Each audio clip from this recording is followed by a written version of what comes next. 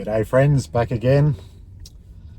I watched a live stream of Adam Green and Albert Bishai yesterday because I'm in contact with Albert Bishai. He told me to watch it, so I watched it.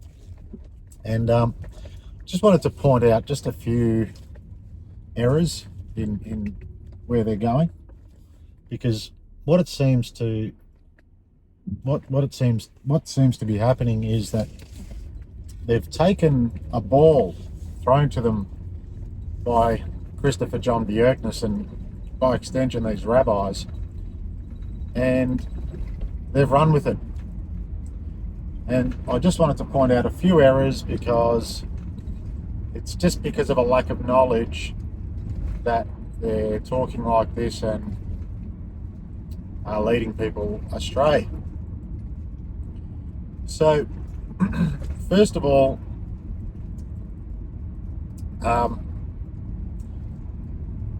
one of their arguments is that, these Jews have tricked these Europeans, especially, but Christians, into believing that the kingdom of God is somewhere you go when you die, where Jesus said that the kingdom of God is for the living, and he said that the kingdom of God is at hand. But because people like Adam Green have cherry-picked, and Christopher John Bjerknes and all these others, they're cherry-picking things. They skip over these things that aren't, that don't back up their story, if you like. So, the kingdom of God is for the living. Yes, people in many Christian denominations have been deceived into thinking that the kingdom of God is somewhere you go when you die. But that's because sophists, including rabbis, have projected that version of Christianity. So once again, they're arguing against the straw man. They're not going to the actual text. So that's a big one. That destroys one of their arguments right there. One of their main arguments, actually. Albert says, they've sold Christians two birds in the bush and they'll keep the one in the hand. That's what that's all about. That they're interested in affecting the world of the here and now, and have diverted Christians into the future after they die, which they have, but that's not what Jesus was doing. So you've got to argue against the real thing, not the straw man. Anyway, that's just one point. But really, more importantly, Albert thinks it's important to tell Christians that they're in a cult and that they're cult members of a religion. Once again, not only is there a straw man situation there, but instead also there is a situation of the pot calling the kettle black. And what do I mean by that? Well, for a start, yes, there are many, many Christian denominations that are absolute nonsense, and they are cults, and they are fairly harmful because people waste their lives away in these cults and never get to the truth of the matter. And unfortunately, though, they are straw men, where that's not what Jesus was talking about. So they're arguing against these straw men. Yes, they can point to these so-called Christians and say they're in a cult of these Christian denominations, but they can't say that what Jesus was talking about was a cult. But, ironically, I can show that Albert Bishai and Adam Green are cult members in an actual cult.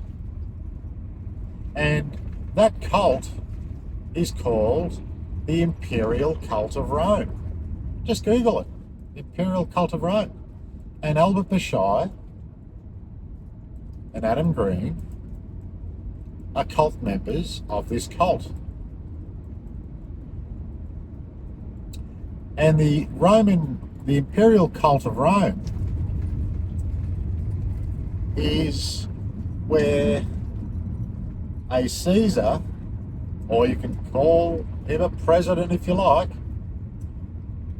appoints judges throughout the land, and these judges get to tell you what's good and evil and what's right and wrong, and you have to abide by the law that these judges write, and these judges can decide for you what's right and wrong. And if you go awry of these judges, they can put you in jail.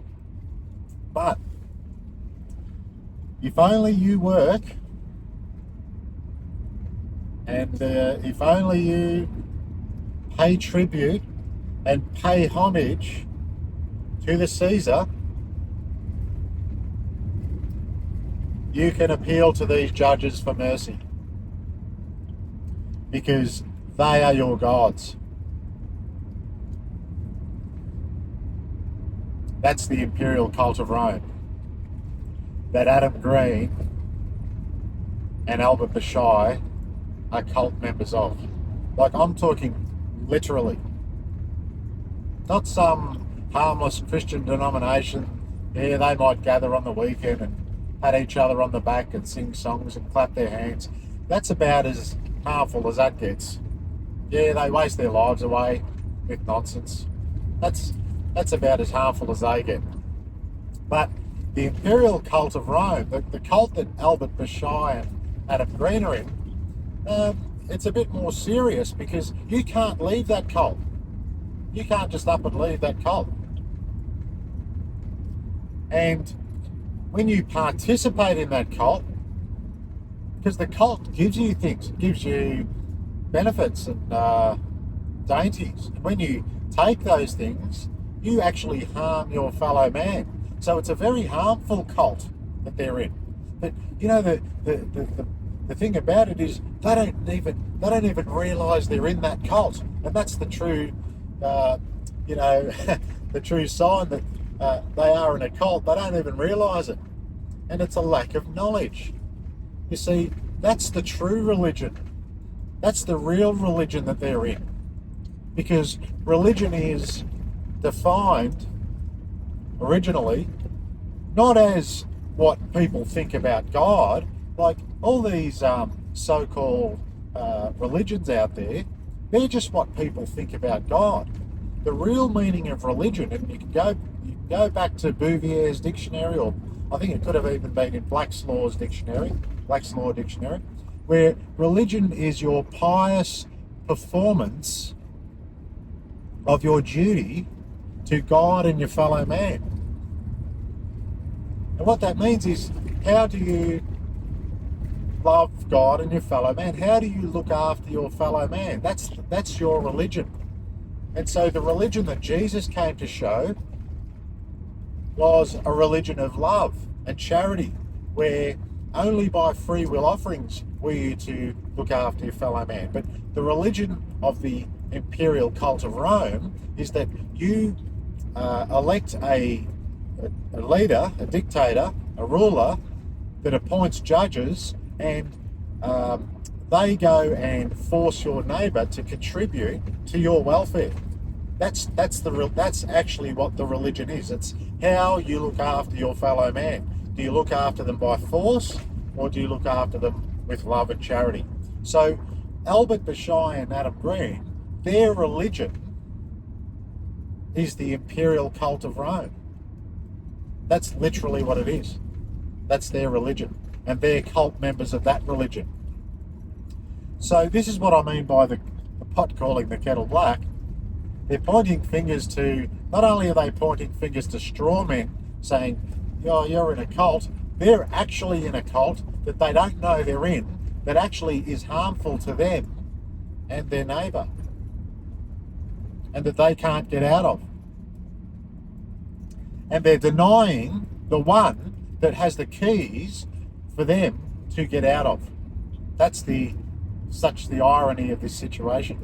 But because of a lack of knowledge and prejudice and pride in their own understanding, they are dismissing themselves from the truth, and they are dismissing others from the truth. And that's the problem. That's why I'm here to sort of point out to them that, no, you're throwing the baby out with the bathwater. You need to just hold up and dig a bit deeper. Go to Preparing You. Read the books there. You'll see what I'm talking about. Anyway,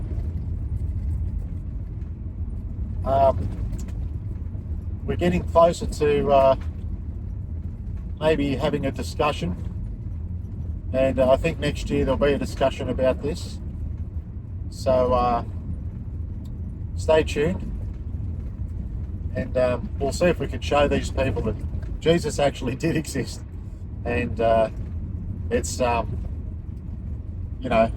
a wise thing to go and follow rabbinical fantasies, because lots of events happened in history where they've had time to figure out a story, and the story isn't necessarily the fact about what actually happened. And the story that Jesus was just a